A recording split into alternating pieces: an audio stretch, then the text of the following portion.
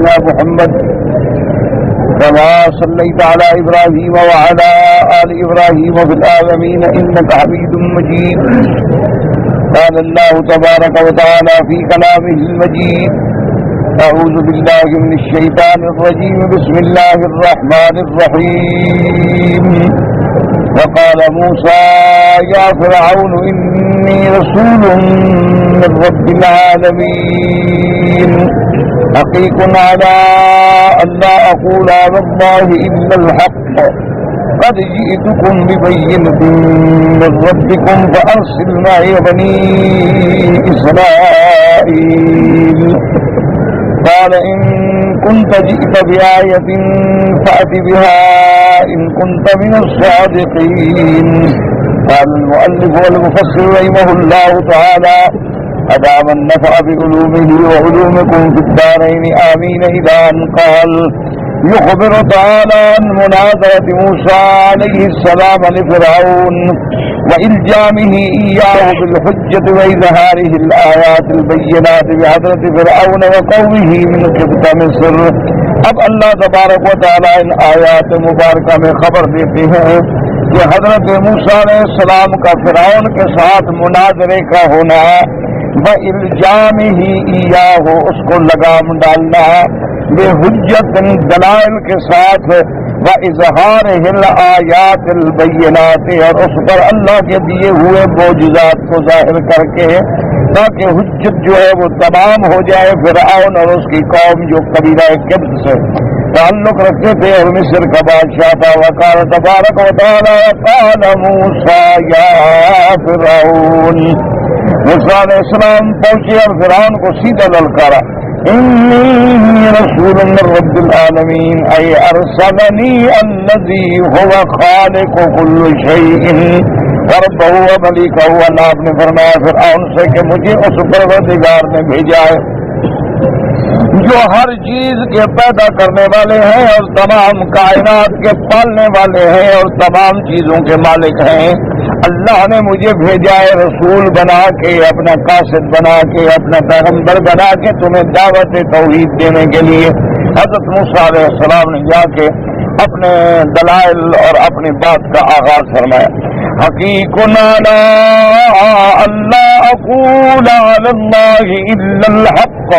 وقال بعض معنى حقیق ای بالله قل اللہ الہ جدیر بذلك وحری به. قالوا والباء وعلى يتعاقبان يقال رميت بالقوس وعلى القوس وجاء على حال حسنة وبحال حسنة. اب مفسر رحمۃ اللہ علیہ فرماتے ہیں کہ حضرت موسیٰ علیہ السلام نے ساتھ یہ بھی فرمایا کہ حقیق علی اللہ اقول علی اللہ الا الحق. کیا معنی؟ یعنی حقیق بِأَلَّا أَقُولَ عَلَى اللَّهِ إِلَّا الْحَقَّ یعنی جدیر لائق ہے یہ بات کہ میں نہیں کہوں گا مگر اللہ پہ جو حق بات ہے اللہ نے جو مجھے فرمایا. کیونکہ پیغمبر ہو کر اللہ کی ذات پہ کیسے افترا کر سکتے؟ اللہ کے پیغمبر تو جھوٹ بولنے سے پاک ہوتے ہیں.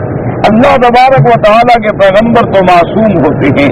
اللہ کے نبی تو اسی وجہ سے ابو جہل لعنت اللہ علیہ نے جب اس سے سوال کیا گیا، ایک قبیلے کے سردار نے پوچھا، وہ طواف کر رہے تھے کٹھے ابو جہل بھی اور وہ سردار بھی، کیونکہ کعبے کا طواف تو مشرک بھی کرتے تھے، کعبۃ اللہ کا طواف جو ہے وہ کافر بھی کرتے تھے، مشرکین مکہ بھی کرتے تھے، ابو جہل ابی لہب بھی کرتے تھے.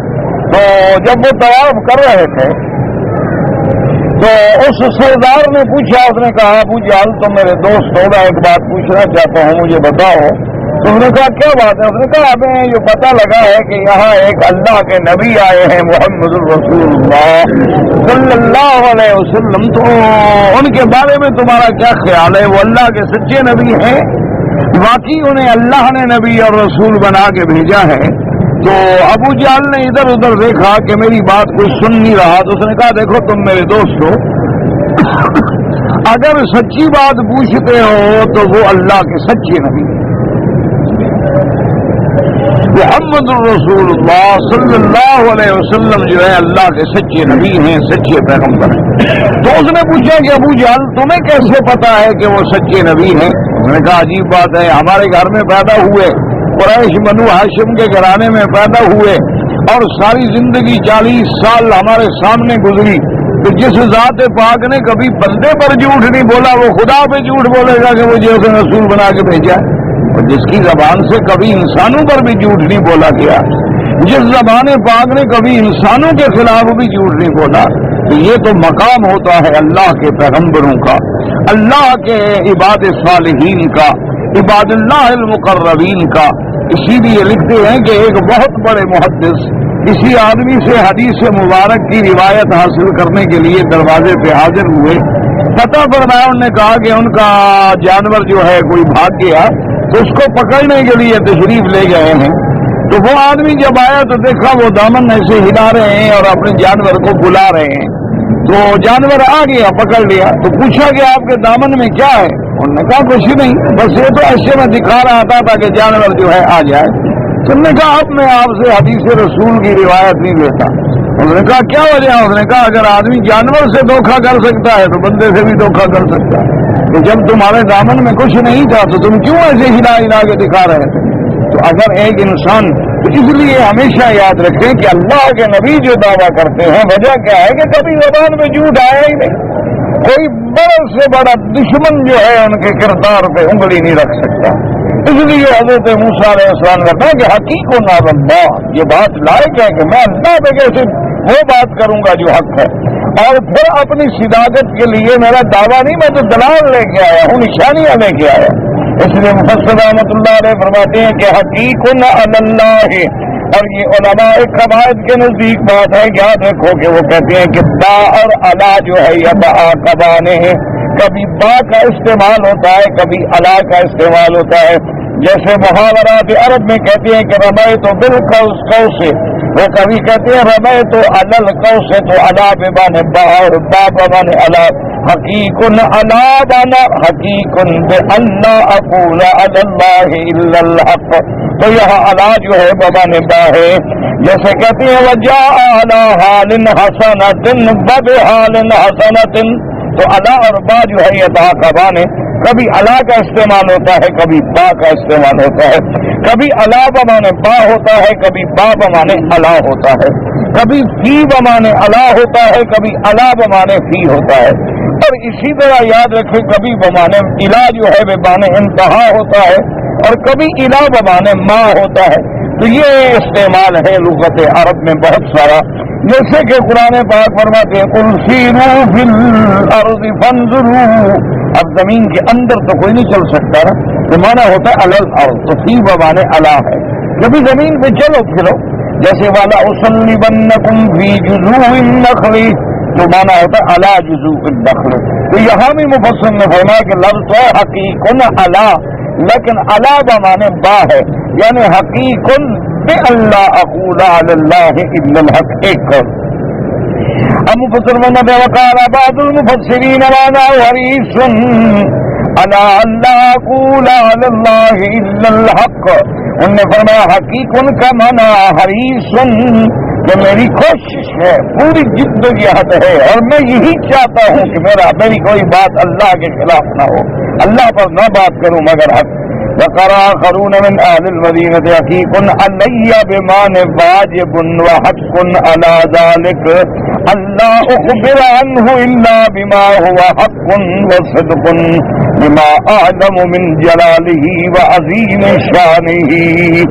اور بعد مفسرین کرام قراء کرام اہل مدینہ نے فرمایا کہ حقیق علی اللہ، انہوں نے فرمایا حقیق علیہ، علیہ بمانے یعنی واجب علیہ وحق علیہ، یہ بات مجھ پہ واجب ہے، یہ بات مجھ پہ لازم ہے کہ میں اللہ کی طرف سے کوئی ایسی خبر نہ دوں جو سچی نہ ہو، یعنی وہ خبر دوں جو اللہ کا فرمان ہے، جو صدق ہے، جو حق ہے، عدل ہے۔ کیوں؟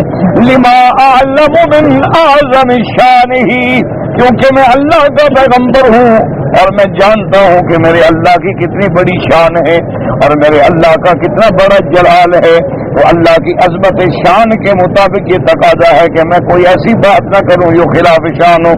اب فرماتے ہیں قد جئتکم ببینۃ من ربکم، أي بحجة قاطعة من الله آتانیہا دلیلا علی صدقی فیما جئتکم بہ. اور حضرت موسیٰ علیہ السلام نے فرمایا فرعون اور اس کے سرداروں قد جئتکم ببینۃ میں بحجۃ قاطعۃ میں بڑی کھری کھلی ہوئی واضح دلیل لے کے آیا ہوں. مجھے اللہ نے جو دلیل دی ہے میری صداقت پر میں دلائل کے ساتھ آیا ہوں. اللہ نے مجھے آیات بینات دے کے بھیجی ہے. اللہ تبارک و تعالی نے مجھے معجزات دے کے فَأَرْسِلْ مَعِيَ بَنِي إِسْرَائِيلَ. کیا معنی اے اطلقهم من اثرك وقهرك ودعهم وعبادة ربك وربهم فإنهم من سلاسة نبيك نبي كريم إسرائيل وهو يعقوب بن إسحاق بن إبراهيم خليل الرحمن. فأرسل معي بني إسرائيل. بعض علماء نے فرمایا کہ موسیٰ علیہ السلام نے مطالبہ کیا کہ چلو بنی اسرائیل کو چھوڑو میرے ساتھ جانے دو, ہم تمہارے ملک سے بھی چلے جاتے ہیں. یعنی ہمیں تمہارا ملک نہیں چاہیے, ہمیں اقتدار نہیں چاہیے, ہم کرسی لینے کے لیے نہیں آئے. تمہیں اگر یہ فکر ہے تو میں اپنی قوم کو لے کے تمہارے ملک سے بھی چلا جاؤں. اور بعد میں فرمایا کہ ارسل کا معنی ہوتا ہے اطلق کے ظالم کیوں تم نے اپنے قہر کے نیچے رکھا ہوا ہے, چھوڑ دو ان کو. وہ جو اپنے اللہ کی عبادت کرنا چاہیں, جو تمہارا بھی رب ہے اور ان کا بھی رب ہے, تو ان کو صحیح دین پہ چلنے دو. تم نے کیوں ان کو اپنے تسلط میں اور اپنے قہر میں اور اپنے ظلم میں پابند کر رکھا ہے کہ نعوذ باللہ وہ تمہیں ہی خدا مانے اور تمہاری ربوبیت کا اقرار کرے. ان کو ان کے حال پہ چھوڑ دو, ان پر کوئی پابندی. کیوں وَإِنَّهُم مِّن سُلَالَةِ نَبِيٍّ کریم. یہ بنو اسرائیل جو ہیں یہ بہت بڑے شان والے پیغمبر کی اولاد میں سے ہیں. وہ شان والے پیغمبر کون ہیں؟ یعنی حضرت یعقوب علیہ السلام. حضرت یعقوب کا نام اسرائیل ہے اور حضرت یعقوب علیہ السلام بھی نبی ہیں اور آپ کے ابا اسحاق بھی نبی ہیں اور آپ کے دادا حضرت ابراہیم بھی نبی ہیں اور آپ کی اولاد میں حضرت یوسف بھی نبی ہیں علیہم الصلاۃ والتسلیم. اس لیے حضور پاک صلی اللہ علیہ وسلم سے جب پوچھا گیا تو میرے آقا سرکار مدینہ نے فرمایا الکریم ابن الکریم ابن الکریم ابن الکریم. صحابہ حیران. آپ نے فرمایا اے یوسف ابن یعقوب ابن اسحاق ابن ابراہیم. آپ نے فرمایا اگر کریم دیکھنا چاہتے ہو کہ کریم کریم کا بیٹا کریم کا بیٹا کریم کا بیٹا تو پھر یوسف کو دیکھو کہ یوسف علیہ السلام بھی نبی ہے اور یعقوب علیہ السلام بھی نبی ہیں اور اسحاق علیہ السلام بھی نبی ہیں اور ان کے ابا ابراہیم الخلیل علیہ السلام بھی نبی ہیں. اور یاد رکھو کہ جب سیدنا ابراہیم الخلیل آئے تو اس کے بعد جتنے نبی ہیں سب اولاد ابراہیم, سب ذریت ابراہیم علیہ السلام ہیں. لیکن اللہ کی شان ہے کہ آپ کے بیٹے تھے نا حضرت اسماعیل اور حضرت اسحاق. حضرت اسحاق جو ہے اس سے یعقوب علیہ السلام ہیں اور پھر بنو اسرائیل میں ہزاروں پیغمبر ہیں اور سیدنا اسماعیل میں اللہ نے صرف ایک نبی بھیجا جو محمد الرسول اللہ صلی اللہ علیہ وعلا آلہ واصحابہ وسلم تسلیما کثیرا, جو در یتیم ہے پھر آپ سے زیادہ کوئی عظمت والا نہ آیا. اس لیے بعض علماء اور اساتذہ مثال سمجھاتے ہیں, وہ کہتے ہیں کہ بعض دریاؤں کے کنارے ہوتے ہیں, سمندروں کے کنارے ہوتے ہیں تو وہاں سیپ ہوتے ہیں. سیپ آپ نے دیکھا نا, صدف جس کو کہتے ہیں, یہ دریاؤں کے کنارے پہ آپ بیچتے ہیں. تو یہ صدف جو ہے خدا کی قدرت سے یہ اپنا منہ کھولتے ہیں اور جب بارش کے قطرات ان کے اندر آتے ہیں تو پھر یہ اپنے آپ کو بند کر دیتے ہیں. اچھا, اور بعض سیپ ایسے ہوتے ہیں جس میں 10 قطرے, کسی میں 50, کسی میں 60, کسی میں 100, اور بعض ایسا سیپ بھی ہوتا ہے جو صرف ایک قطرے کو بند کر لیتا ہے. تو جس میں سینکڑوں قطرے آتے ہیں وہ تو موتی بن جاتے, اور جس میں ایک قطرہ آ کے بند ہو جائے پھر وہ در یتیم کہلاتا ہے. وہ ایک ایسا موتی ہوتا ہے کہ وہ پھر سینکڑوں موتی بھی اس کی قیمت کے برابر نہیں ہوتے. تو خدا کی شان ہے کہ اللہ نے سیدنا اسحاق سے ہزاروں موتی پیدا فرمائے اور سیدنا اسماعیل سے ایک لال پیدا فرما دیا محمد رسول اللہ صلی اللہ علیہ وعلا آلہ واصحابہ وسلم تسلیما کثیرا کثیرا. تو اس لیے حضرت موسیٰ علیہ السلام نے فرمایا کہ تم اس قوم کو ظلم نہ کرو, یہ قوم جو ہے نبیوں کی اولاد میں. قال ان كنت جئت بآية فأت بها إن كنت من الصادقين أي قال فرعون لست بمصدقك فيما قلت ولا بمطيعك فيما طلبت فإن كانت معك حجة فأظهرها لنراها إن كنت صادقا فيما ادعيت. اب فرعون کہنے لگا کہ موسیٰ علیہ السلام ان كنت جئت بآية فأت بها ان كنت من الصادقين.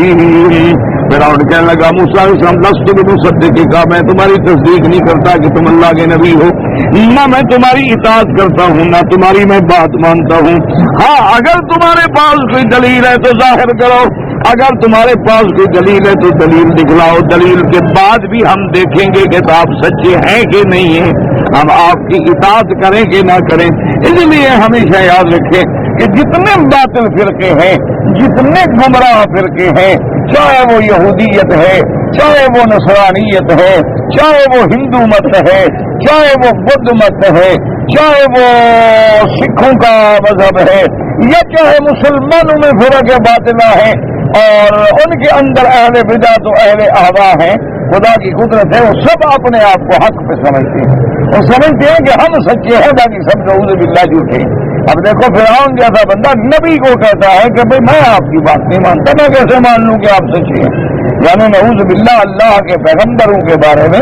تو اس لیے ہمیشہ یاد رکھیں کہ یہ خدا کی قدرت ہے، یہ اللہ کا نظام ہے کہ جو بندہ جس لائن پہ چل پڑا ہے اور جس طریقے پر اس کو اس کے ماحول نے، معاشرے نے، استادوں نے، کتابوں نے اور تقریروں نے ڈال دیا ہے، وہ سمجھتا ہے بس میں حق پر ہوں، باقی سارے گناہگار ہیں، باقی سارے جو ہے خطا کار ہیں. اسی لیے اب دیکھیں ورنہ سامنے اللہ کا پیغمبر کھڑا ہے اور فرعون کہتا ہے کہ نہیں ہم تو نہیں مانتے، ہم تو نہیں مانتے. اچھا حالانکہ دیکھو اگر تھوڑا سا بھی وہ عقل پہ زور دیتا ہے تو اگر موسیٰ علیہ السلام کوئی معجزہ نہ بھی دکھلائیں، کوئی دلیل نہ بھی لے آئے، خود وجود موسیٰ علیہ السلام بھی دلیل ہے کہ وہ تھوڑا سا بادشاہ ہے، عقل پہ ذرا زور دیتا کہ میں نے 70,000 بنو اسرائیل کا بچہ قتل کرا دیا لیکن موسیٰ پھر بھی پیدا ہو گیا،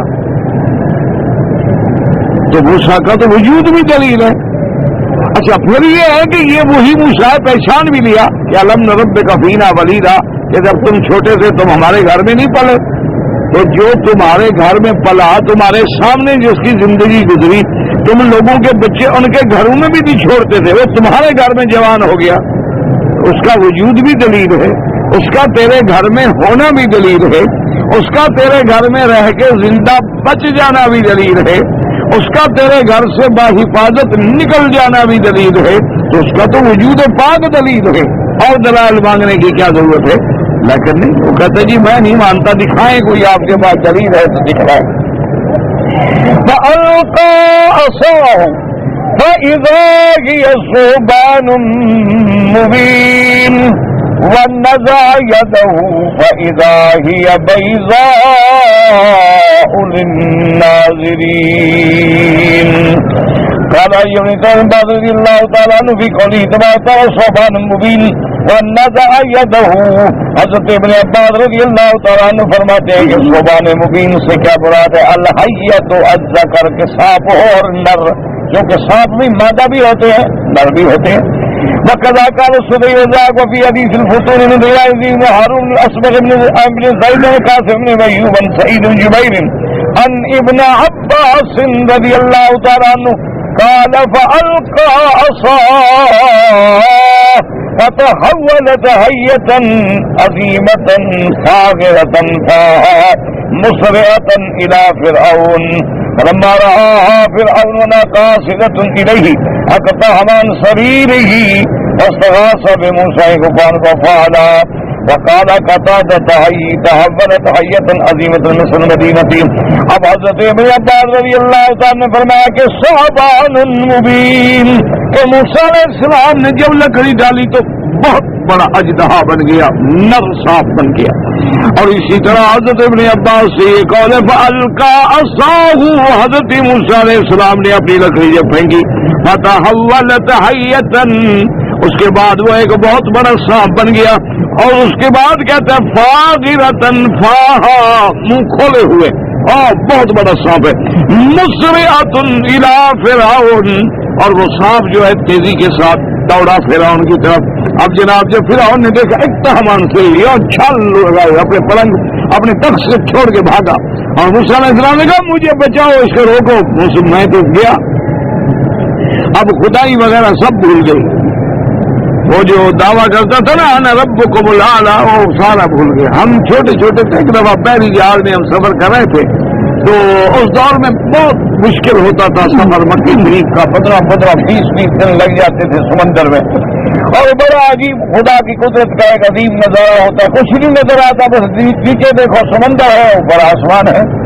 اور ایک جہاز سمندر میں ایسے جا رہا ہوتا ہے جیسے کوئی تنکا تیر رہا ہو پانی پہ. اتنا بڑا سمندر میں اتنا جہاز کیا نظر آئے. تو ہم چھوٹے چھوٹے تھے تو ہم جہاں ہم ٹھہرے ہوئے تھے تو راستے میں ہم جاتے تھے نماز پڑھنے کے لیے. تو ایک آدمی تھا، وہ بیچارہ شیعہ ہوگا. وہ جب دیکھتا نا وہ ہمارے تو والد صاحب جا رہے ہیں یا اور عزیز جا رہے ہیں اور اس سب داڑیوں والے، اچھا پھر وہ نماز پڑھا رہے ہیں، اذان دے رہے ہیں، اس کو پتہ چل گیا کہ یہ مولوی ہے. تو وہ ہمیں چھیڑنے کے لیے جب ہوا سے گزرتے تو یا علی مدد کا نعرہ لگا تھا کہ یہ مولوی ہیں نا بیچارے جلیں گے. بھیا نعوذ باللہ، حضرت علی کے نام سے کون جلتا ہے؟ حضرت علی رضی اللہ تعالی عنہ تو سردار ہیں اہل بیت کے. وہ تو سر چشمہ ولایت ہے، وہ تو داماد نبی ہے، وہ خلیفہ راشد ہے، وہ حضور صلی اللہ علیہ وسلم کے جز ہے خاندان کا، اور قرابت میں بہت بڑا مقام ہے حضرت علی رضی اللہ تعالی عنہ کا. تو کون مسلمان ان کے نام سے جل سکتا ہے؟ آدمی تو جلتا ہے ان کے شرک سے، ان کے کفر و بدعات سے. خیر وہ جب بھی ہم نماز پڑھنے جائیں گزرے تو نعرے لگائے. اب جناب خدا کی شان ہے کہ 2-4-5 روز کے بعد اللہ عالم وہ جہاز جو ہے طوفان میں آ گیا. وہ ایک علاقہ ہوتا ہے بہت خطرناک سمندر میں، تو وہاں اتنا شدید طوفان ہوتا ہے نا جی، وہ جہاز بالکل ایسے ڈالتا تھا، ادھر والا سامان ادھر جا پڑتا تھا، ادھر والا ادھر جا پڑتا. اور جناب اب اٹھنے کی طاقت نہیں، نماز پڑھنے کی طاقت نہیں، بس بندہ کھڑا ہوا گر گیا چکر. تو بہرحال اب ہم تو چونکہ چھوٹے تھے نا، ذرا ہوش آیا تو بھاگ پڑتے تھے.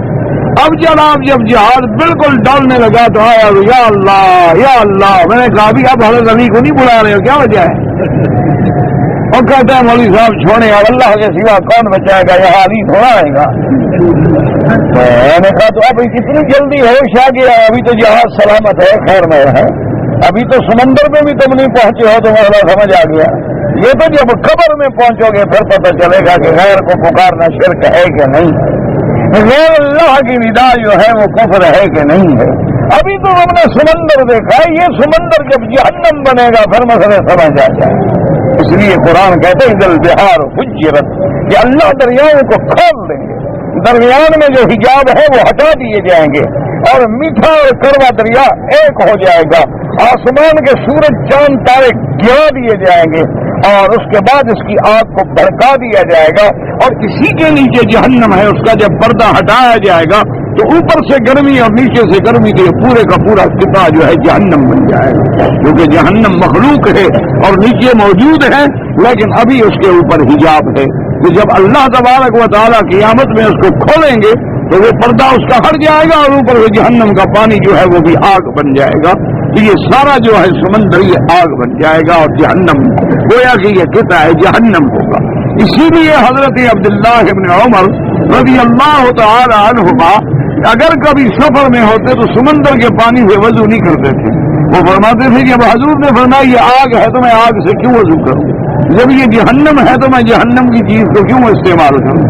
اسی لیے حضور پاک نے فرمایا ہے کہ سمندر کا سفر جو ہے ما سوائے مجبوری کے کرنا حرام ہے. یعنی اگر آپ حج پہ جا رہے ہیں یا اگر آپ تجارت پہ کرنے پہ مجبور ہیں، ورنہ حضور نے فرمایا کہ لا يركبها الا غازل او حاج او معتمر، کہ یا مجاہد سفر کرے یا تاجر سفر کرے یا حاجی اور معتمر سفر کرے، ورنہ سمندر کا سفر نہ کرے. اسی لیے خدا کی قدرت ہے کہ آج جو کافر ہیں انہوں نے ہمارے آقا کی مخالفت میں سب سے اعلیٰ سیر جو ہے وہ سمندر کی بنائی ہے. سب سے اعلیٰ سیر جو ہے ہمارے لوگ کہیں گے چلو یار آج بیچ پہ چلتے ہیں سمندر کے کنارے پہ، سمندر کے کنارے میں تفریح کرنے کے لیے، انجوائے کرنے کے لیے جاتے ہیں۔ اور جو بڑے بڑے جہاز ہوتے ہیں جن میں آدمی، وہ ہوائی جہاز سے کوئی 20 گنا ان کا زیادہ کرایہ ہوتا ہے کہ لوگ اس میں سیر کریں اور تفریح کریں۔ اور جو دنیا کے بڑے بڑے سرمایہ دار ہیں وہ جب اپنی شادیاں کرتے ہیں تو ہوائی پورے بحری جہاز بک کرتے ہیں کہ اسی میں وہ کھانا دیں گے، دعوت دیں گے، اسی میں وہ ہنی مون منائیں گے۔ دنیا کو پتہ لگے کہ ایک جہاز پورا کھڑا ہوا ہے اور سارے مہمان اسی میں آ رہے ہیں اور اس کی دعوت کھا رہے ہیں۔ اس لیے کہ اللہ کے نبی نے جو فرمایا جہنم ہے، ان نے مخالفت کر دی۔ انہوں نے تو ہر اس بات کا توڑ کرنا ہے جو اللہ تبارک و تعالیٰ کے نبی فرما دیں۔ اسی لیے ابھی آپ نہیں دیکھ رہے تھے کہ امام صاحب اللہ انہیں جزائے خیر عطا فرمائے، یہی رونا رو رہے تھے ہمارے حال کا کہ ابھی میں نے سلام فرماتے نہیں پھیرا اور لوگ نماز توڑ کے حجر اسود پہ بھی پہنچ جاتے تو ساری نماز جو ہے فرض ختم ہو گئی۔ اسی لیے فرما رہے تھے کہ کتنے لوگ ہیں کہ سروں پہ کپڑا بھی نہیں ڈالتے اور نمازیں پڑھ۔ اسی لیے فرما رہے تھے کہ کتنے لوگ ہیں کہ وہ لباس پہنے ہوئے ہیں جو رات کو ان کے لیے یعنی سلیپنگ سوٹ، نیند کے جو کپڑے ہیں جو اپنے سونے کے لیے آدمی پہنتا ہے وہ پہن کے اللہ کے حرم میں کھڑے ہیں۔ سامنے عورتیں جا رہی ہیں اور جناب یہاں تک اس میں بنیان ہے اور نیچے ایک ٹائٹ سا پاجامہ ہے اور اسی میں وہ پھر رہا ہے۔ اس کو یہ شرم بھی نہیں آتی کہ میں خدا کے کعبے میں ہوں، اللہ کے گھر میں ہوں۔ اللہ تبارک و تعالیٰ کے خوف کو دیکھنا چاہیے کہ ہم کہاں جائیں۔ اور ٹھنڈے دل سے آپ دیکھیں کہ میری بیٹیاں، میری بہنیں جو عمر پہ آئے ہیں نئے نئے لباس پہن کے، خدا کو آپ حاضر ناظر کر کے دیکھیں، ان کے شلوار میں نظر ڈالیں، ایمان سے اس کا بدن اندر سے نظر آتا ہے کہ نہیں آتا؟ چلو ابھی اوپر تو ایک اور قمیص آ گیا، ایک اس نے فیشن کے طور پہ دوپٹہ بھی یوں ڈال دیا۔ پہلے تو دوپٹہ سر پہ ہوتا تھا نا، اب آگے سے ڈال کے پیچھے لٹکا دیتے ہیں بطور فیشن، کیونکہ بطور دوپٹہ نہیں پہنا جائے۔ چلو وہ تو 2-3 کپڑے ہو گئے، چلو یہاں تک تو کچھ بدن چھپ گیا، لیکن جو نیچے صرف شلوار کا حصہ وہ چلے آپ ایمان سے دیکھیں پورا بدن نظر آئے گا۔ ایسے عمرے پہ آنے کا بھی فائدہ ہے، ایسے عمرے پہ آنے کا کہ جب عورت کے بدن پر حضور نے فرمایا کہ اگر کسی عورت کا تھوڑے سے بال بھی کھلے ہوں اور کسی کو نظر آ رہے ہوں تو اللہ کی لعنت برستی ہے۔ تو یہ تو پوری ٹانگیں نظر آ رہی ہیں اور حجر اسود پہ کھڑے اور ہاتھ یوں کریں تو سارا بدن نظر آ رہا ہے۔ یہ کون سا عمرہ ہے؟ خدا کے لیے خوف کرے۔ واللہ میں قسم کھا کے کہہ رہا ہوں اس عمرے سے نہ آئے تو بہتر ہے کہ اللہ کے عذاب سے بچ جائے، اللہ کے غضب سے بچ جائے۔ خدا کے گھر میں آ کے اللہ کے احکام کی بے حرمتی کرنے کا ڈر ہوتا ہے کہ خدا پکڑنا، اس لیے بالکل بہتر ہے کہ نہ آئے عمرے، بالکل بہتر ہے کہ گھر میں نماز پڑھے، اور اگر آنا ہے تو پھر بندہ بن کے انسان بن کے پھر بی بی فاطمہ الزہرا کی تقلید کرے، بی بی زینب کی تقلید کرے، بی بی خدیجہ کی تقلید کرے، اور پھر حضور کے ازواج مطہرات کی تقلید کرے کہ جن کا مرتبہ مقام بھی اتنا تھا، لیکن جب صحابہ آتے تھے، حالانکہ صحابہ بیویوں کی اولاد کے برابر ہیں، لیکن حکم ہوتا تھا کہ پردہ ڈال دو، اور صحابی باہر بیٹھا ہے وہیں سے بات پوچھتا کہ یا امہات المؤمنین، اے مومنوں کی اماں ہمیں یہ مسئلہ تو بتلا دو، اور بیوی اندر سے بیٹھ کے جواب دیتی، باقاعدہ پردہ قائم۔ اسی لیے میرے آقا نے جب تشریف لے آئے ہیں تو آپ جب صفا پہ بیٹھے ہیں اور نیچے عورتیں اسلام لانے کے لیے، تو عورتیں دور ہیں، میرا مدنی دور ہے، اور حضور جو فرماتے ہیں حضرت عمر زور سے فرما رہے ہیں تاکہ آواز جو ہے پہنچ جائے۔ لیکن یہ اچھا میرے بھائی عمرہ ہے کہ عورت کا بدن نظر آئے، یا عورت میک اپ میں، سگار میں سرخی لگا کے، فیشن کر کے، اور لون کے اور ململ کے کپڑے پہن کے، یا وہ جناب آج کل کاٹن کے کلف لگے ہوئے کپڑے پہن کے اور بڑے افتخار سے اور اعتبار، اس سے تو بہتر ہے خدا کے لیے کہ آدمی عمرہ نہ کرے، اللہ کے گھر میں آ کے اللہ کے غضب کو دعوت نہ دے۔ یہ جگہ تو معافی مانگنے کی ہے، یہ تو اس کا نام پتہ ہے کیا ہے؟ مکہ، اور اس کا دوسرا نام کیا ہے؟ بکہ۔ یہ بکہ مبارکن وہدى ان اول بیت وضع للناس للذی بکہ تھا۔ بکہ کیوں کہتی ہے؟ تبک بہا اعداء الجبابرہ، کہ یہ گھر جو ہے یہاں بڑے بڑے جباروں کی گردنیں ٹوٹ جائیں، اس لیے تم اللہ کے آگے گردن جھکانے آئے ہو کہ اکڑ کے چلنے کے لیے آئے ہو؟ اللہ تبارک و تعالیٰ کے گھر میں آگے ڈرنے آئے ہو کہ تم نے انار گلی کی سیر سمجھی ہوئی ہے، پکنک منانے کے لیے آئے ہوئے ہو؟ تم بیچ پہ پھر رہے ہو کہ نہ عورتوں کی آنکھ میں حیا ہے نہ بدن پہ حیا والا لباس ہے، اور خدا کی قدرت دیکھو ساتھ مرد بھی ساتھ ہیں، کیسے مرد ہیں بتائیں؟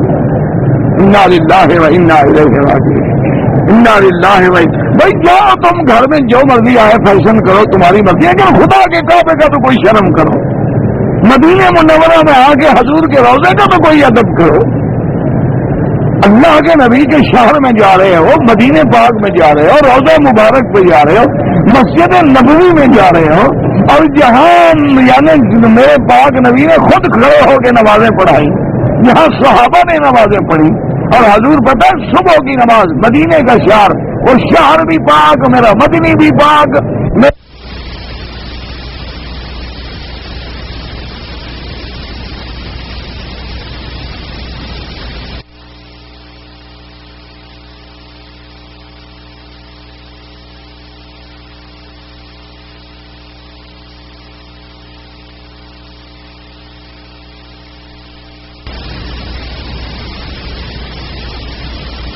آج کا میں سلام پھیر دوں تو مرد بیٹھے رہو، اور حکم دیتے تھے کہ عورتیں گھروں کو چلی جائیں، فرمایا کہ ایسا نہ ہو کہ مدینے کی گلیوں میں مرد اور عورت اکٹھے چلیں۔ آج تم کیا کر رہے ہو بھائی؟ اختلاط نہ ہو جائے مدینے کی گلیوں میں کہ صبح کی نماز ہے، اول وقت میں ہو رہی ہے، ابھی اندھیرا ہے، گلیوں میں بھی روشنی نہیں ہے، اور غیر مرد اور عورتیں اکٹھے چلیں۔ اللہ کا نبی تو اس زمانے کی بات فرما رہے ہیں، اور بی بی عائشہ صدیقہ بنت صدیق رضی اللہ تعالی عنہا فرماتی ہیں کہ اللہ کی قسم ہے اگر ہمارے دور کی عورتوں کو حضور دیکھ لیتے تو منع کر دیتے کہ مسجدوں میں نہ آئے۔ بی بی عائشہ اپنے وقت کو رو رہی ہے، اگر ہمارا وقت دیکھتے، اگر ہمارا حال دیکھتے، یعنی آپ یقین فرما لیں میری بات پر آپ ناراض نہ ہوں، آپ ٹھنڈے دل سے عشاء کے طواف میں، فجر کے طواف میں، دوپہر کو، ظہر کو، خاص طور پہ گرمی کے اوقات میں اللہ کے کعبے کے آگے قریب کھڑے ہو جائے اور دیکھیں کہ عورتیں کس لباس میں۔ انا للہ و انا الیہ راجعون، اور کیا کہہ سکتے ہیں؟ اچھا خدا کی قدرت ہے کہ سب سے زیادہ ہمارے ملک کا یہ برا حال ہے، سب سے زیادہ جو ہے بدقسمتی ہمارے ملک، ورنہ باقی لوگوں کا ٹھیک ہے، عورتوں کا چہرہ کھلا ہوگا لیکن کپڑے موٹے ہوں گے، کوٹ ہوگا، اوپر کچھ کپڑا ہوگا، اوپر جو ہے ایک اور جھلی ڈالی ہوئی ہوگی، عرب ہے تو اس نے عبایا ڈالا ہوگا۔ یہ ہماری قوم ہے کہ جن کا نہ پردہ ہے اور کوئی بات ہی نہیں، اور جناب فیشن ہے، رنگ برنگے کپڑے ہیں، تتلیاں بنی ہوئی کعبے کے باہر اڑ رہی ہیں، کوئی پتہ نہیں کہ یہ وہ جگہ ہے جہاں میرے مدری کے قدم آئے ہیں، کچھ تو میں حیا کروں، کچھ تو میں اللہ سے ڈر جاؤں کہ میں کس جگہ گھوم رہی ہوں، میں کس مقام پہ کھڑی ہوں۔ آپ جب صفا پہ چڑھتے ہیں ایمان سے کہ اسی صفا پہ میرے بدری پاک چڑھے گے نہیں، جب آپ صفا سے اتریں گے مروا پہ جائیں گے تو اسی سارے میدان میں حضور پاک گزرے گے نہیں گزرے، مروا پہ سرکار دو جہاں چڑھے گے نہیں چڑھے، پھر حضور مروا سے صفا پہ آئے گے نہیں، جب انہی قدموں پہ چل رہے ہو تو کچھ تو حیا ہو دل میں، کچھ تو شرم ہو دل میں، کچھ تو خوف ہو دل میں کہ میں اس قدم پہ جا رہا ہوں جو قدم ہے میرے مدنی محمد رسول اللہ کا صلی اللہ علیہ وآلہ آلہ وصحبہ وسلم تسلیما کثیرا کثیرا۔ بس ہم تو بھائی رو سکتے ہیں، آپ کے آگے فریاد کر سکتے ہیں، باقی تم جانو تمہارا کام جانے۔ تم نے پہلے کون سی مولویوں کی مان لی ہے کہ اب مان لو گے؟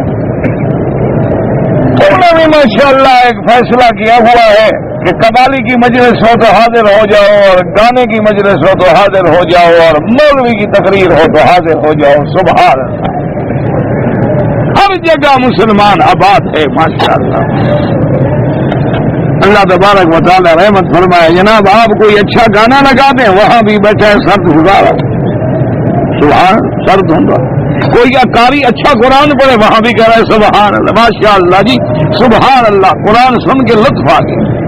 اور کوئی آدمی شرکیہ نعتیں پڑھ رہا ہو وہاں بھی کہہ رہا جی سینے میں ٹھنڈ پڑ گئی. حضور کی تعریف سن, سبحان اللہ. اچھا حضور کی تعریف سن کے کیا حیا آیا, تم نے شکل بدل لی, سیرت بدل لی, صورت بدل لی, قول اقوال اعمال افعال, کوئی تو بات بتاؤ نا کہ ہم میں کون سا حضور کی سیرت آئی. ایک بات مجھے سمجھا دیں کہ حضور کی زندگی میں ہم نے کون سی چیز لی ہے.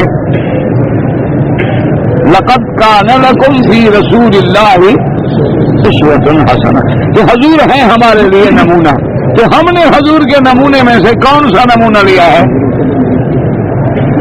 یہ ٹھنڈے دل سے رات کو جا کے غور کرو کہ بھی حضور کا نمونہ عمل میں, اقوال میں, افعال میں, سیرت مبارک میں, صورت مبارک میں, لباس مبارک میں, بولنے میں, بیٹھنے میں, چلنے میں, عمرے میں, حج میں, طواف میں, نماز میں, کس چیز پر ہم نے ماشاءاللہ چلو بھائی 5% بھی عمل کر لیا.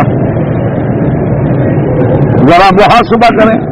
بس ایک بھیڑ ہے چل رہی ہے, جس سے پوچھو وہ کہتا ہے جی سبحان اللہ ہم پکے مسلمان ہیں. اور مولوی صاحب کوئی جنت کی چابی تمہارے ہاتھ میں تو نہیں ہے. نہیں ہمارے ہاتھ میں تو بالکل نہیں ہے. ہمارے لیے تو تم دعا کرو کہ اللہ ہمیں جنت لے جائے. ہم تو ڈرتے ہیں ہمارے ہاتھ میں کیا ہو سکتا ہے. لیکن بذرا غور کر لو اپنے عمل میں. ایک دن غور کرو کہ ایک دن بھی حضور پاک نے ایسے بال جو ہے انگریزی طور پہ بنائے تھے, ایسے الٹے بنے. چھوڑ مولویوں کو چھوڑ, میں تم سے پوچھتا ہوں ماشاء اللہ ہے تم پڑھے لکھے لوگ, حضور کے بال انگریزی بنے ہوئے ہوتے تھے, ایسے پیچھے بوڈی بنی ہوتی تھی. نہ آپ کی تحقیق کیا, چھوڑیں مولویوں کو چھوڑیں. مولوی چلو بھائی ہم تو برے لوگ ہیں, گندے لوگ ہیں, ہماری بات کو چھوڑ دیں. میں آپ کا اعتبار کرتا ہوں. آپ مجھے بتائیں حضور پاک صلی اللہ علیہ وسلم کے بال مبارک جو تھے اسی طرح تھے جیسے آج کل انگریزی کٹ بنی ہوئی ہے. اچھا حضور پاک اپنے سر سے کپڑا اتار کے نماز پڑھتے تھے.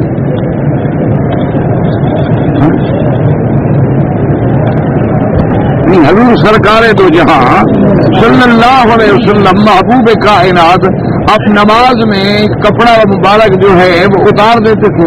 اچھا حضور مدینے پاک کی گلیوں میں سر ننگا پھرتے تھے.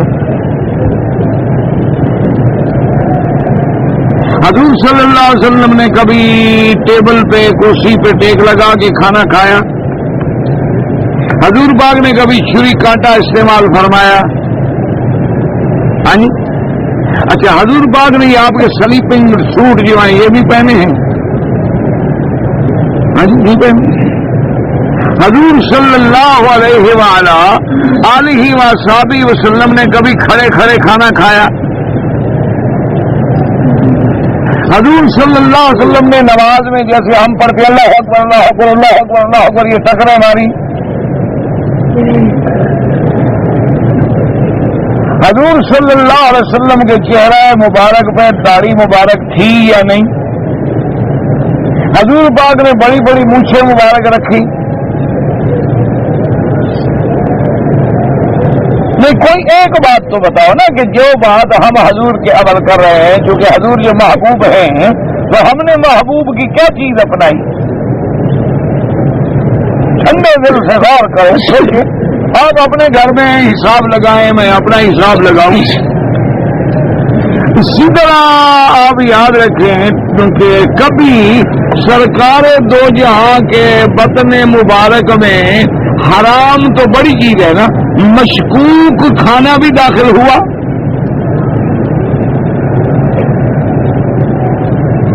اہل کتاب کا ذبیحہ بالکل حلال ہے, ہمارا ایمان ہے, کیونکہ قرآن نے حلال کر دیا, کون انکار کر سکتا ہے. لیکن حضور پاک نے اہل کتاب کے ذبیحے کے کتنے برگر استعمال فرمائے؟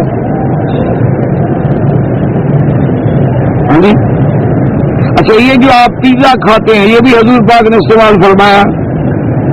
بپسی کولا، کوکا کولا، یہ فانٹا وانٹا، یہ جتنے آپ کے بیوریج ہیں، ڈرنک ہیں، یہ حضور پاک نے استعمال فرمائے؟ ہاں جی نہیں، آپ تو عاشق ہیں نا ماشاء اللہ، سبحان اللہ، آنکھیں روشن ہوں گی نا۔ انگوٹھا اپنے چومتے ہیں احسان محمد مصطفیٰ۔ کوئی ایسی قوم بھی دیکھی ہے دنیا میں آپ نے؟ نہ آپ نے کوئی ایسی قوم بھی دنیا میں دیکھی ہے؟ بھئی دنیا میں مرشد کے پاؤں پہ ہاتھ رکھتے ہو یا اپنے پاؤں پہ ہاتھ رکھتے ہو؟ پیر صاحب یہ کیا کر رہے ہو جی؟ میں آپ میں پاؤں پہ ہاتھ آپ کے لیے رکھ رہا ہوں نا۔ بدبخت میرے پاؤں پہ رکھو، اپنے پاؤں پہ کیوں رکھ رہے ہو؟ بھئی حضور کا منہ چوم لو، حضور کا نام چوم لو، حضور کا نام لینے والے کا منہ چوم لو، اپنے انگوٹھے چومنے کا آخر کیا مطلب ہے؟ کوئی عقل کرو، یہ کون سا دین ہے جس نبی نے ہمیں مسح سکھلایا ہے، انگلیوں میں خلال سکھلایا ہے، انگوٹھے چومنے کا مسئلہ نہیں بدلا گیا؟ اللہ کے لیے، خدا کے لیے میرے مدنی کی سنت پہ آ جاؤ، جنت میں کامیابی دنیا میں آخرت میں صرف ایک طریقے پہ ملے گی کہ میرے محمد مدنی کے غلام بن جاؤ، حضور کی غلامی میں آ جاؤ، ورنہ نجات نہیں۔ نہ تقریروں سے ملے گی نہ کسی بات سے ملے گی۔ اگر فلاح ڈھونڈنی ہے تو اطیعوا اللہ واطیعوا ان کنتم تحبون اللہ فاتبعونی یحببکم اللہ۔ محبت کا معنی ہے اتباع، اتباع نہ کرے اور محبت کا دعویٰ کرے وہ منافق ہے، وہ جھوٹا ہے، وہ غدار ہے، وہ مکار ہے، وہ سچا عاشق نہیں محمد الرسول اللہ۔ سچے عاشق کا معنی کیا ہے کہ حضور کے حکم پہ تابع ہے، بس حضور نے حکم دیا ہے کہ یہاں بیٹھنا ہے بس بیٹھ، حضور نے حکم دیا ہے کہ اس وقت سونا ہے بس سو گیا، حضور نے حکم دیا ہے کہ دائیں ہاتھ سے کھانا ہے بس حکم ہے، بس اگلی بات پوچھنے کی ضرورت ہی نہیں۔ اب محبوب سے بھی کبھی کوئی پوچھتا ہے، تم کسی عورت کے عاشق بن جاتے ہو، لڑکوں کے عاشق بن جاتے ہو، وہ تمہیں کہے کہ رات 12 بجے فلان جنگل میں فلان درخت کے نیچے آ جانا، تو اس سے کبھی تم نے پوچھا کہ یار وہاں سانپ ہو، بلا ہو، مجھے کھا جائے؟ کون جی فکر نہ کرو، عاشق ہاں جی پہنچا گے۔ تو نبی کے لیے آپ نے کیا تیر مارا؟ نہ حضور کے عشق میں کیا تیر مارا؟ اور سارے ماں باپ آتے ہیں، وہ کہتے ہیں میرا بیٹا خدا کے لیے وہ عورت خراب ہے، بچ جاؤ، اس کا کردار۔ وہ کہتا ہے ماں باپ سے میں تمہیں چھوڑ سکتا ہوں، میں اپنی محبت نہیں چھوڑ سکتا۔ اب ماں باپ کو چھوڑ دیتا ہے، ماں باپ رو رہے ہیں، لیکن وہ جناب سب کچھ چھوڑ کے ایک عورت کے پیچھے جا رہا ہے۔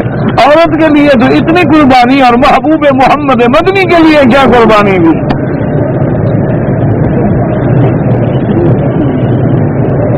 حضور کے لیے بھی کوئی قربانی دی ہے آپ نے؟ اگر دی ہے تو بتلا دیں، شکل میں دی ہو، لباس میں دی ہو، عمل میں دی ہو، کردار میں دی ہو، تجارت میں دی ہو۔ حضور نے فرمایا سود کھایا کرو، ہاں جی کیا فرمایا؟ سود کھانے والے، کھلانے والے، لکھنے والا، گواہی دینے والا، امین بنانے والا، سب پہ کیا ہے؟ ہم نے چھوڑ دیا، حضور نے جو منع فرمایا ہم نے چھوڑ دیا سود۔ خلاص حضور فرماتے ہیں لکھنے والے پر بھی، لکھنے والے پر جو معاہدہ لکھ رہا ہے، لکھنے والے پر بھی لعنت، گواہی دینے والے پر بھی لعنت۔ وہ ہم نے چھوڑ دیا۔ حضور نے فرمایا کہ شراب حرام، مسلمان کلمے پڑھنے والے سارے بالکل چھوڑ گئے نا، کوئی قریب نہیں جاتا۔ حضور نے فرمایا زنا حرام، تو جتنا کلمہ پڑھنے والے ان سے تو کبھی زنا نہیں ہوا۔ حضور نے فرمایا اگر عورت کو دیکھو تو تیری آنکھوں کا زنا ہے، کیا ہم اللہ کے کعبے میں آنکھوں کا زنا کر تو نہیں رہے؟ سوچ لیں، مولویوں کو چھوڑیں، ہم تو بھائی پرانے لوگ ہیں، کوئی پرانی باتیں کرتے ہیں، لوگ چاند پہ پہنچ رہے ہیں اور ہم ابھی تک وہی محمد مدنی کی باتیں کرتے ہیں۔ تم ترقی والے لوگ ہو بھائی، تم اتنی پرانی باتیں کیسے سوچو؟ ہم کیا کریں؟ ہمارا کعبہ بھی پرانا، ہمارا مدنی پاک بھی پرانا، قرآن بھی پرانا، دین بھی پرانا، ہم تو اس کو نہ نیا بنا سکتے ہیں نہ چھوڑ سکتے ہیں۔ تم اگر کوئی نیا دین بنانا چاہتے ہو تو تمہاری مرضی ہے، ہم تو اسی پہ رہیں گے اور دعا کر اللہ ہمیں اسی پہ موت دے، اللہ ہمارا خاتمہ اسی قرآن پہ فرما دے، اسی محمد مدنی کے دین پہ فرما دے، اور اللہ تبارک و تعالی موت جب دے تو وہی پرانا کلمہ زبان پہ ہو، لا الہ الا اللہ محمد الرسول اللہ۔ اور جن کو نیا شوق ہے ان کی مرضی کہ وہ ٹاٹا کریں اس وقت، یا بائی بائی کریں یا ہائے ہائے کریں، ان کی مرضی، وہ نئے کلمے استعمال کریں گے نا۔ ہم تو وہی پرانا کلمہ چاہتے ہیں جو حضور نے پڑھایا ہے، لا الہ الا اللہ محمد الرسول اللہ۔ ہم تو پرانے لوگ ہیں نا جی، کہتے ہیں جی بنیاد پرست، اور جس کی بنیاد نہ ہو وہ بلڈنگ بھی کبھی کھڑی ہوئی نہ کھڑی ہو جاتی ہے بغیر بنیاد کے۔ پھر کیوں ڈرتے ہو اس لفظ سے؟ بنی الاسلام علی خمس، حضور نے فرمایا اسلام کی بنیاد 5 چیزوں پہ ہے، شہادت اللہ الہ الا اللہ، اور اقام الصلاۃ وایتاء الزکوٰۃ وصوم رمضان وحج البیت لمن استطاع الیہ سبیلا۔ حضور نے خود تشبیہ بنا سے دی ہے، اور تم ڈرتے ہو کافر ناراض ہو جائیں گے۔ ہاں کافر جو ہے نا جی، وہ اس اصطلاح کو پسند نہیں فرماتا۔ انا للہ وانا الیہ راجعون، اسی لیے قرآن کہتا ہے یبتغون عندهم العزت فإن العزت للہ جميعا، کہ میرا مدنی ان کو کہہ دو تم کافروں کے پاس عزت ڈھونڈنے جا رہے ہو، عزت تو میرے پاس ہے، للہ العزت ولرسولہ وللمؤمنین ولکن المنافقین لا یعلمون۔ اللہ تبارک و تعالی سے بہرحال دعا کریں جی، اللہ ہمارے حال پہ رحم فرما دے۔ ہم نے تو ایک عرض کرنا ہوتا۔ اب جناب فرماتے ہیں کہ وہ صابان مبین آیا، جب آیا جناب، اور اس کے بعد کہتی ہیں وہ قال قتادہ، حضرت قتادہ رحمۃ اللہ علیہ فرماتے ہیں تحولت حیۃ عظیمۃ مثل المدینۃ، حضرت قتادہ فرماتے ہیں کہ وہ سانپ اتنا بڑا بن گیا کہ جیسے کوئی شہر ہو، اتنا بڑا ہو گیا۔ وقال الصديبي قوله تعالى فإذا هي ثعبان مبين ثعبان والذكر الحيات فاتحة فوادة لحياء الأسر في الأرض الأعلى رسول القصر۔ اب جناب فرماتے ہیں کہ ثعبان کا معنی ہے کہ نر سانپ، اور اتنا بڑا بن گیا کہ اس نے جب اپنا چہرہ کھولا تو نیچے والا جبڑا جو تھا وہ فرعون کے محل کے نیچے رکھ دیا، اور اوپر والا کھول لیا کہ سارے محل کو ہضم کر گیا۔ ثم رجعت فرعون تاخذ فلما رأى منها فبصر فآتس ولم يكن يأتس قبل ذلك۔ اب جناب کہتے ہیں کہ پھر وہ سانپ جو ہے فرعون کی طرف گیا، اور جب فرعون نے دیکھا تو اتنا خوفناک ہوا، ظاہر منها ڈر گیا اس سے، بس اب چھلانگ لگائی اور جناب نیچے سے ہوا نکلنے لگی، وضو شروع بھی ٹوٹ گئے، گندگی کر بیٹھا، ساری ہر چیز ختم ہو گئی۔ اس سے پہلے کبھی ایسا نہیں ہوا تھا کہ بادشاہ تخت پہ بیٹھا اور وہیں جناب ہر چیز نکل جائے، وہ تو سانپ آ گیا نا، جب بلا آ جائے تو پھر یہی ہوتا ہے۔ اور اس کے بعد جناب پھر میں نے سایا موسیٰ خود رہا انا اومن بک وارسلنا کمی سیوادا موسیٰ علیہ السلام، اور اس کے بعد زور زور سے چیخنے لگ گیا کہ موسیٰ علیہ السلام مجھے بچاؤ، مجھے بچاؤ، میں آپ پر ایمان لے آتا ہوں، بنو اسرائیل بھی لے جاؤ، بس میری جان بچا لو۔ حضرت موسیٰ علیہ السلام نے پکڑا تو پھر وہ لکڑی کی لکڑی بن گئی۔ بلوان کے بدن بازنا وعدا وقال ضعف ابن منبه ما دخل موسى على فرعون قال فرعون عارف کا نام قال الم نربك فينا وليدا قال فرد اليه موسى الذي رد فقال فرعون خذوه فبعد موسى فالقى عصاه ثعبان مبين وحملت نزلته منها فأمات منهم 25,000 قد بعضهم بعضا وقام فرعون منحزما داخل البیت. اب بعض روایات میں وہب ابن منبہ فرماتے ہیں لیکن یہ کتب اسرائیلیہ کی روایت ہے، اعتبار اس کا کوئی نہیں ہوتا. کہتے ہیں کہ جب موسیٰ علیہ السلام فرعون پہ داخل ہوئے، فرعون نے کہا کہ میں تمہیں پہچانتا ہوں، تم وہی موسیٰ تو ہو جو بچپن میں میرے گھر میں پلے ہو، میرے گھر میں جوان ہوئے ہو. موسیٰ علیہ السلام نے جو جواب دینا تھا جواب دیا. فقال فرعون خذوه، فرعون نے حکم دیا کہ پکڑو موسیٰ علیہ السلام کو. موسیٰ علیہ السلام نے آسا پھینکا، فحملت الناس، وہ سانپ لوگوں کی طرف بھاگا. اب لوگ بھاگے اور اس کے ڈر کی وجہ سے تقریباً 25,000 بندے مر گئے. ایک دوسرے کو مار ڈالا، سانپ سے جو بھاگے ایک دوسرے پہ چڑھ گئے. وقام فرعون منهزما، اور شکست کھا کے فرعون بھاگا. حتی دخل البیت، اپنے محل میں داخل ہو گیا ڈر کے مارے. رواه ابن جریر ورواه فی کتاب الزہد وابن ابی حاتم فی غرابۃ فی سیاقہ، لیکن اس کے سیاق میں غرابت ہے. وقول تبارک وتعالی نزع یده فاذا هی بیضاء للناظرین، اخرج یده من درعہ. اب یہ دو قول ہیں یاد رکھنا، یا تو موسیٰ علیہ السلام ایسے ہاتھ ڈالتے تھے جیب میں نکالا تو روشن، یا یہاں ڈالتے تھے، یہ جو جگہ یہاں ڈال دیا اندر اور پھر نکالا تو ہاتھ روشن ہو جاتا. اسی لیے دو قول ہیں. جیبی کا یعنی یہ جیب ہے، یہ جیب نہیں ہے، یہ جیب ہے یا بغل کے نیچے یا جیب میں یا کپڑے میں ویسے ہاتھ ڈال دیتے تھے. اس لیے اخراج یہ دوسری بات کرا فی وضاحی بیضاء تتلألأ من غیر برس ولا مرض. حضرت موسیٰ علیہ السلام کا ہاتھ ایسے چمک رہا تھا او جیسے موتی چمکتے ہیں، کوئی بیماری نہیں تھی. وَأَدْخِلْ يَدَكَ فِي جَيْبِكَ تَخْرُجْ بَيْضَاءَ مِنْ غَيْرِ سُوءٍ، کوئی بیماری نہیں. وقال المولود من غير سنيا من غير بصن ثم عاد إلى قمه فعادت إلى لونها الأول وكذا قال مجاهد وغير واحد. اب جب موسیٰ علیہ السلام پھر ہاتھ ڈالتے تو پھر ہاتھ اپنی اصلی حالت پہ آ جاتا. اللہ تبارک و تعالی نے یہ معجزات عظیمہ دے کے بھیجا موسیٰ علیہ السلام.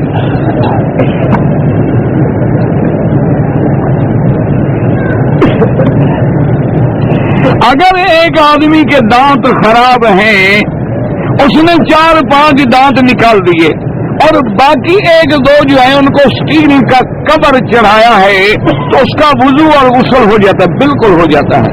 اور یہ یاد رکھو کہ اگر دانت سونے کے پورے کا پورا سونے کا لگوا لو تب بھی جائز ہے، اور سونے کا خول چڑھا دو اس کے اوپر.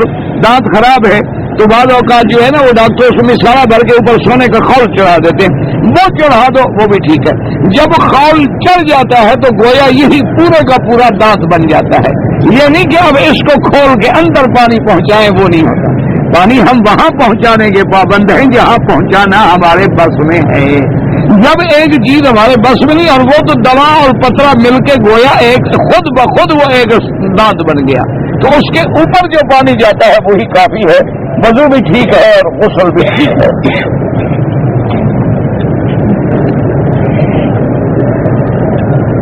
کہتے ہیں جی کہ بعض لوگ جو ہیں وہ جب قعدہ میں بیٹھتے ہیں تو انگلی ہلاتے ہیں. ہاں یاد رکھیں یہ سنت ہے، لیکن اس کے 2 طریقے ہیں. ایک تو ہے کہ اشہد اللہ الہ الا اللہ، یعنی لا پہ نفی کرے اور الا اللہ پہ اس بات کرے. اور بعض حدیثوں میں جو لفظ آتا ہے یحرکو، تو اس لیے بعض علماء کہتے ہیں یحرک کا معنی جو ہے دلالت کر کے اس میں تھوڑی تھوڑی حرکت بھی دیتا رہے. لیکن احناف کے نزدیک ایک دفعہ ہے کہ لا الہ الا اللہ محمد الرسول اللہ بس.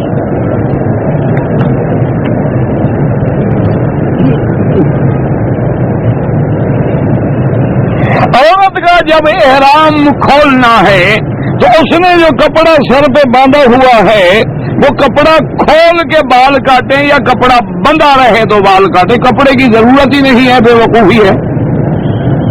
یہ جو عورتیں سر پہ کپڑا باندھتی ہیں نا رومال، یہ تو بدعت ہے، کوئی حکم نہیں اس کے باندھنے کا. یہ تو لوگوں نے ایک رواج بنا رکھا ہے کہ عورت کا احرام ہے جی کپڑا لاؤ جی، کپڑا لاؤ جی، کپڑا باندھو جی. کیا بے وقوفی ہے. عورت نے جو کپڑے پہنے ہوئے ہیں اسی میں بس لبیک اللہم لبیک لبیک لا شریک لک لبیک، اس کے لیے کوئی رومال باندھنے کی ضرورت نہیں. اچھا، اور بعض بے وقوف ایسی ہے رومال کے اوپر سے مسح کرتی ہے، نوازی گئی. عقل کی بات ہے. وہ تو رومال باندھ لیں, یہ تو ہے کہ چلو خطرہ ہے, بال نہ گریں, بال نہ کھولیں, احتیاطاً کسی نے کپڑا باندھ لیا, لیکن یہ تو نہیں کہ نماز ہے, وضو ہے, تب بھی بندہ رہے. اور اب بال کاٹنے ہیں تو رومال کھڑا رہے اور بال کاٹو, یہ یار کوئی طریقہ ہے بال کاٹنے کا؟ اللہ کے بندے, عورت بال کھولے گی, کپڑا کھولے گی اور بالوں کو اکٹھا کر کے آخر میں لے جائے اور آخر میں جا کے پھر اتنے بال کاٹ, یہ نہیں کہ یوں پکڑ کے کاٹ لے یا یوں پکڑ کے کاٹ لے, یہ نہیں ہوتا. عورت کے بال جہاں جا کے کٹھے ہوں, جو بچے ہیں, باقی تو بیوٹی پارلر کی نظر ہوگا نا, بہرحال جہاں پہنچے اللہ کی مرضی. اور جو عورتیں بال کٹواتی ہیں ان پر بھی میرے مدنی محمد مصطفیٰ نے لعنت بھیجی, اور وہ تمہاری محبوبہ ہے اور محمد مدنی کی نظر میں ملعونہ ہے. اب تمہاری مرضی. حضور فرماتے ہیں اس عورت پہ اللہ کی لعنت ہے جو بال کٹوائے, یعنی نبی کے نزدیک تو ہے ملعونہ, تمہاری ہے محبوبہ. اور لعنت جانتے ہو کیا ہے؟ سب سے پہلے شیطان پہ اللہ نے کیا بھیجی؟ انا علیکا لعنتی, وہی لعنت عورت پہ آئی.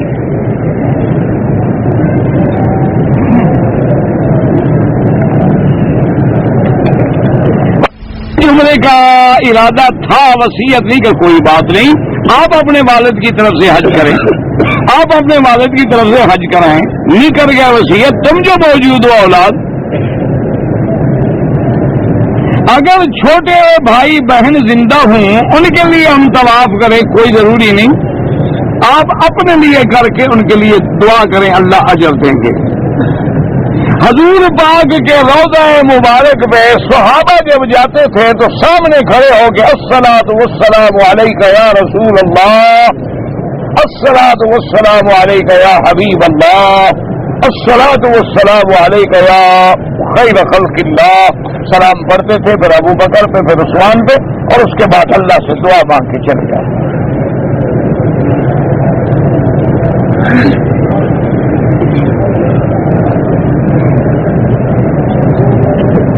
مجھے ہفتے میں 4-5 بار کام کرنے کے لیے زیمہ سے جدہ جانا پڑتا ہے, 130 کلومیٹر بنتے ہیں, تو بالکل آپ مسافر ہیں, نماز کا اثر پڑھیں گے.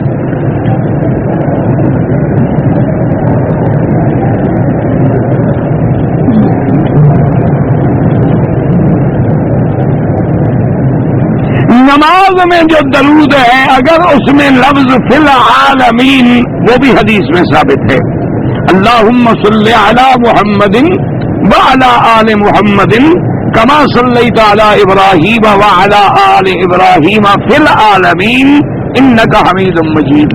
اگر کوئی فی العالمین نہ پڑھے تب بھی موجود ہے حدیث میں. امام صاحب نے نماز مغرب کے بعد یہی فرمایا تھا کہ نماز میں جلدی نہ کیا کرو, امام کے آگے نہ کھڑے رہو, امام سے پہلے. ابھی امام کہہ رہا ہے السلام علیکم ورحمۃ اللہ, اب حجر اسود پہ بھی پہنچ گیا, ابھی تو امام نے سلام بھی پورا نہیں کیا, تو تمہاری فرض نماز ادا ہی نہیں ہوتی. امام صاحب فرما رہے تھے کہ نماز پڑھنے آؤ تو صحیح لباس پہن کے آؤ, ننگے سر نماز بلا عذر نہ پڑھا کرو. امام صاحب فرما رہے تھے کہ یہ جو تم رات کے سونے کے لباس ہیں, یہ جو آپ کے سلیپنگ سوٹ ہوتے ہیں یا سلیپنگ گاؤن ہوتے ہیں, وہ پہن کے نمازیں نہ پڑھا کرو, بلکہ اللہ کا حکم ہے کہ نماز کے لیے آؤ تو اعلیٰ سے اعلیٰ لباس پہنو.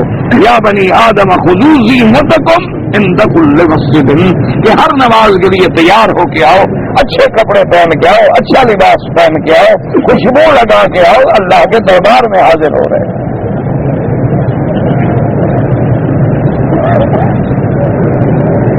اگر ایک آدمی کو پورا قرآن مجید یاد ہے, حفظ ہے, تو حالت غسل میں وہ قرآن پڑھ سکتا ہے؟ نہیں. حالت غسل میں تو حمام میں بیٹھا ہے, کپڑا کھلا ہے, سطر کھلا ہے, نہیں پڑھ سکتا. اگر مرد یا عورت کا وضو کرنے کے بعد اپنی شرمگاہ کو ہاتھ لگ جائے تو امام ابو حنیفہ رحمۃ اللہ علیہ کے نزدیک تو وضو نہیں ٹوٹتا. وہ فرماتے ہیں کہ وہ بھی بدن کا ایک حصہ ہے, اور اہل حدیث علماء کے نزدیک وضو ٹوٹ جاتا ہے. تو اس لیے احتیاط کیا کریں, جس چیز میں خطرہ ہو نہ بچ جائے، تاکہ کسی کے نزدیک بھی تمہارا وضو اور نماز خراب نہ ہو، کسی قول میں بھی تمہاری نماز جو ہے ضائع نہ ہو جائے، اور ویسے بھی آدمی کو ہاتھ لگانے کی کوئی ضرورت نہیں، احتیاط کرے۔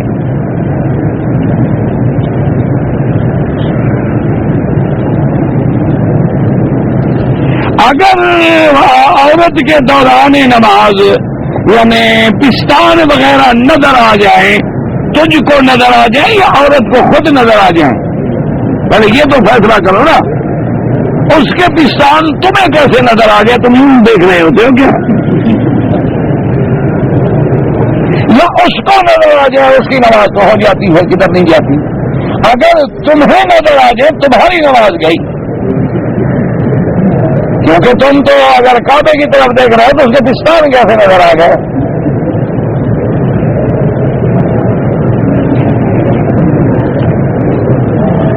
بغیر وضو کے اگر کسی کو قرآن یاد ہے اور وہ زبانی تلاوت کرتا رہے، کوئی حرج نہیں، یعنی بغیر وضو کے قرآن کو ہاتھ نہ لگائے، یاد ہے تو پڑھتا رہے۔ اگر قرآن سامنے رکھا ہے، ہاتھ نہیں لگا رہا اور دیکھ لے، کوئی حرج نہیں، جائز ہے۔ ہاتھ کے ساتھ چھونا جو ہے بغیر وضو کے وہ بے ادبی ہے کہ لا یمسہ الا المطہرون۔ اللہ پاک آپ کو بھی مجھے بھی قرآن کا بھی اور اپنے مدنی محبوب کا ادب نصیب فرمائے، حضور کی محبت نصیب فرمائے۔ اللہم صلی علی سیدنا محمد وعلی آل سیدنا محمد کما صلیت علی ابراہیم وعلی آل ابراہیم فی العالمین انک حمید مجید۔ یا اللہ یا رحمان یا رحیم یا حی یا قیوم یا ذی الجلال والاکرام، یا الہ العالمین، عالم اسلام کی عزت کا فیصلہ فرما۔ یا اللہ پورے عالم میں ہدایت کی فضا پیدا فرما، ہدایت کی ہوا پیدا فرما۔ یا اللہ ہر کلمے پڑھنے والے پہ اپنی رحمت نازل فرما۔ یا اللہ بیماروں کو شفا عطا فرما، بے حیاؤں کو حیا عطا فرما، بے دینوں کو دین عطا فرما، بے اولادوں کو اولاد عطا فرما۔ یا اللہ جن کی اولاد ہے ان کو صالح بنا۔ یا الہ العالمین ہر مسلمان بچی کا رشتہ آسان